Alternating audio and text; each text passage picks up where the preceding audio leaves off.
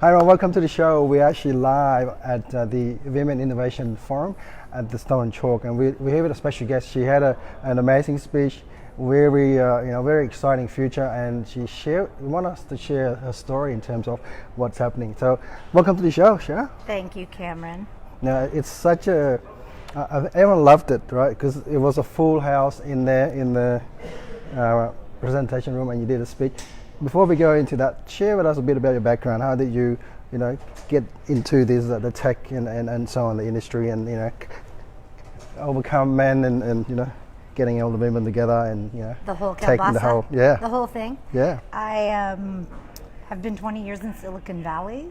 I moved to Melbourne a year ago. I'm doing strategic marketing consulting now, full time, and let's see, I guess actually it's good to take a break from Silicon Valley. And I've worked both at eBay, Zynga, the global gaming community, and Sephora, the global beauty brand, most recently. And I guess what's really surprised me about this market is there's a lot going on here. There's tons of talent, many entrepreneurs, and companies are really interested in the work that I offer in particular. Great. So you mentioned about the Silicon Valley.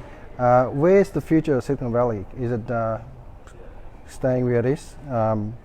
Is it moving forward, or is it now taken over by another Silicon Valley in China or somewhere? Yeah, that's a good thing to ponder. I think there's always going to be a very strong nucleus of talent in California, and we're always going to see innovation and leadership there.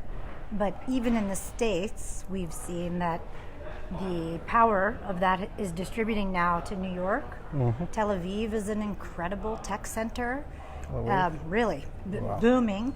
And as I said, Melbourne is on the rise, and like 1/3 of all university students in Victoria are from China. So I think you might be right that the talent is definitely moving toward the east. And the great thing about China is there's tons of talent and a lot of money for investment, as there is here. I've been so pleasantly surprised. It's great. So you were here doing the speech. There's a room, a lot of women, a lot of men as well, and they all enjoyed it. It was really good. I think the key topic you mentioned was when your experience. Yeah, can you share the highlight of one of your speech with us? Well, the topic was surviving and thriving in Silicon Valley. Yep.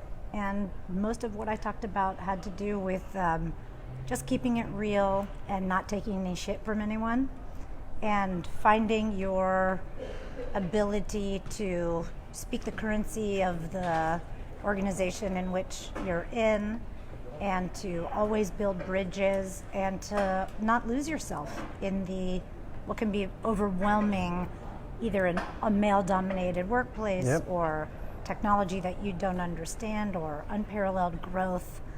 I guess my overarching advice is how to keep your head in all that stuff. That's right, and you have many experience in that field, in the industry, and now we're seeing that women are also taking charge and becoming the tech savvy as well. Before it used to be men, nerd and geeks and all that. Now it's going to be combined.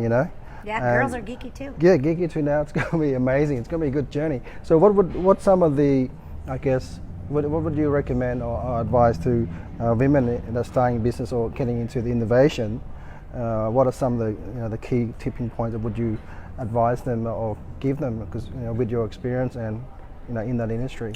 Well, I think what I heard in that room is among the entrepreneurs is that they worry that they don't have the skills, or they don't look like the market, so that they're afraid that when they go to market with their ideas that they won't be taken seriously or that they won't succeed.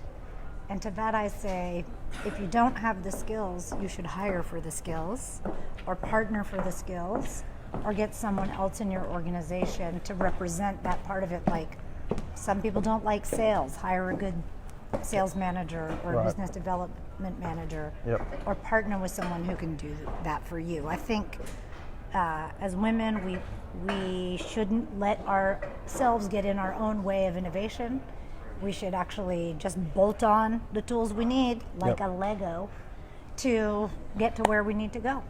Absolutely, and the world is getting smaller because the world is changing fast. In terms of technology, I remember my mom, for example, she actually don't know how to use Facebook. She was so scared of it. Now I taught her 1 week later, she just loved it. She doesn't want to get off it. Sometimes that's not so Is that good or bad? Yeah, when your parents are instant messaging you all day. Probably better than me now. Yeah, not a great. But I understand. We can all learn how to keep pace with innovation. Mm-hmm. So you've heard about blockchain, cryptocurrency. Obviously, it's where's that going? Do you know?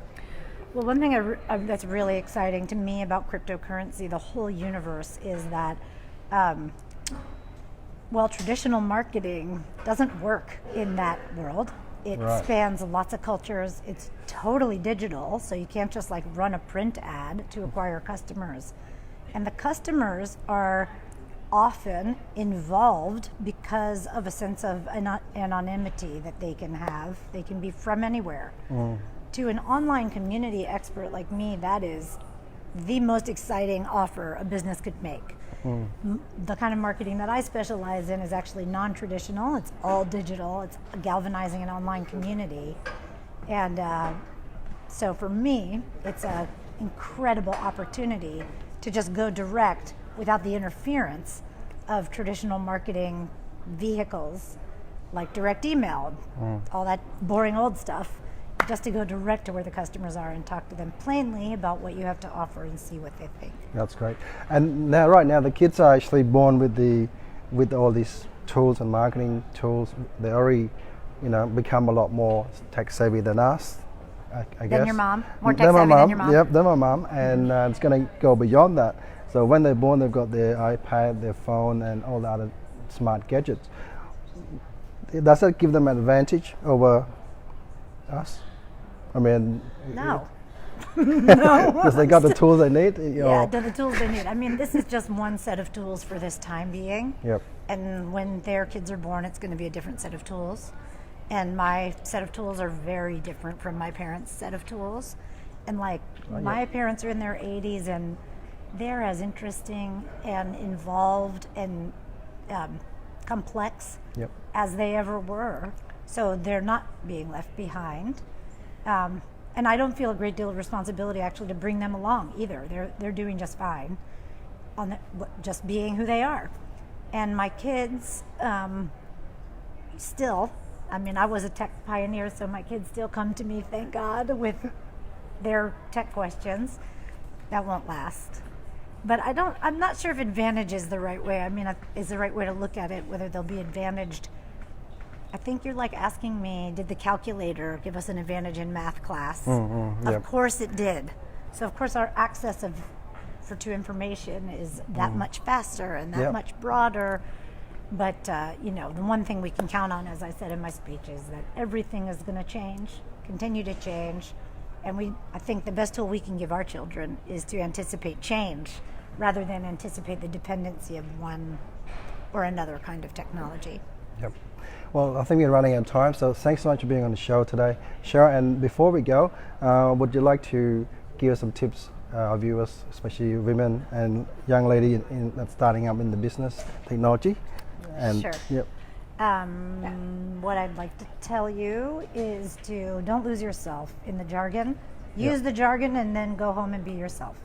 You don't have to change to bring everything you have to the workplace. And don't be afraid to medicate with dark chocolate and coffee and have a snack every day at 3. Thanks so much. Now, it's definitely, it's part of normal life, isn't it? We've got to, maintain that. Take naps. Yeah. Thanks, Cameron. Thanks so much. And how do they get in contact with you if they if they want to get in? Yeah, great. You can find me on LinkedIn. I'm Cheryl Levine, the one who worked at Sephora. Yeah. And I look like this. Thanks again. I know you're busy. You have to go. So hopefully we can catch up with you next time and get some updates. Can't wait, Cameron. Thanks. Thanks, Emma. Bye.